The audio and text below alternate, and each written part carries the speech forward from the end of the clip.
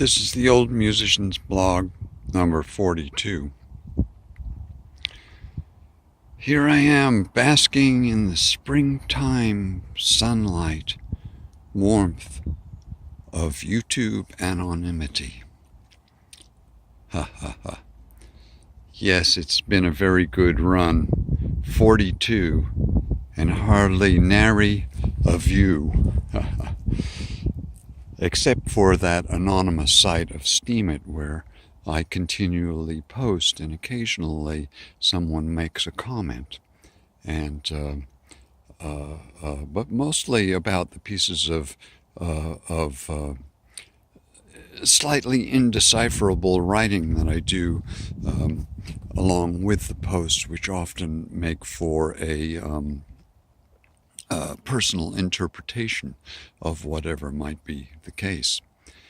And so there it is. And you know, a lot of things happen all the time. They're always happening, and a lot of them are the same and a lot of them are different. And you know, I find, you know, especially, you know, when things have difficulty, that my mind runs these difficulties over and over and over and over again, you know, and you know, it gets to be kind of depressing after a while. But I don't know who it is that said that depression is living in the past and anxiety is living in the future. But that kind of has a good ring to it, in the sense that yeah, you know, you're going over and over what it was that happened and what you could have done, but you really can't do anything about it, and therefore it's you know, it's you know, I guess you're repeating it in order to hope to learn something so that you don't make the same error, if it was an error, you know, because rarely do you run the wonderful things that happen over and over and over again. I suppose once in a while you do, if they're powerful enough. A lot of the time it's the things that didn't work out so well. And what I'm realizing is, especially today and just the last few days, as I've been kind of going through a lot of these feelings, that I don't have to worry about any of that. That, you know, I'm working for this other agenda. My wife, Lucy, calls it, you're working for the gods, you know.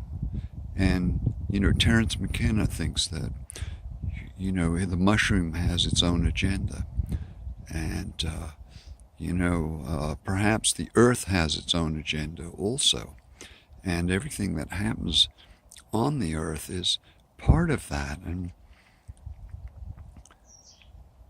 it's not necessary to worry nearly as much as we do about what has happened in the past or what could happen in the future, because it's all part of the earth's agenda. And, you know, to whatever extent, for me especially, that I can further that agenda of the earth, well, I'm all for that. I'm for that. I don't know what it is, you know, and maybe it's a basic assumption, you know, that makes for the world to be what it is, and for humans to be doing what we're doing on the earth. And yeah, I think it would be better for humans, especially, you know, if the earth was clean and you know, and the oceans weren't filled with plastic. That instead they were filled with fish and other life forms that, you know, that humans enjoy, you know, and you know, maybe one day we'll get to that again. I don't know, you know.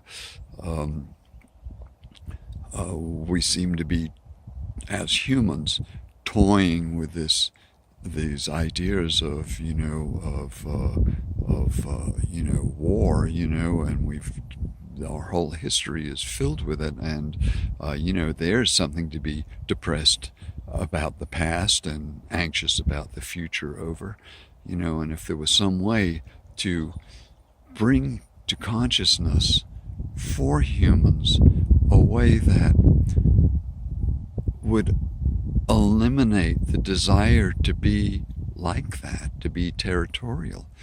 But we have a bunch of cats that come visiting. We have our one indoor cat, Mr. Big, and then we have the alpha male, who we call Carl, who's chased off and fought with every other male or anyone who wants any territory, to the extent that his whole head is filled with little nicks and cuts and scratches.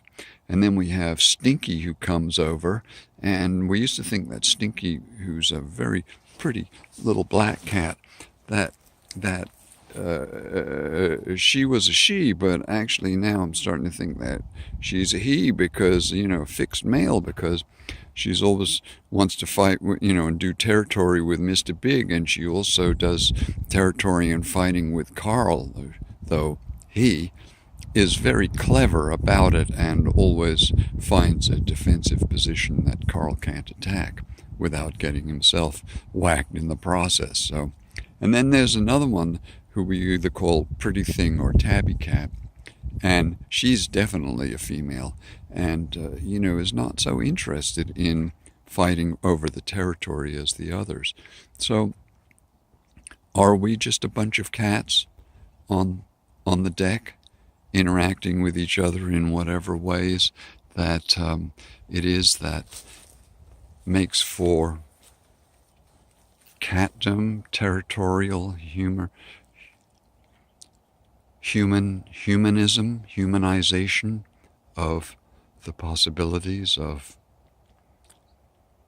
territory and who owns it, who dictates to the others, who must surrender, who must dictate? Is that all we are?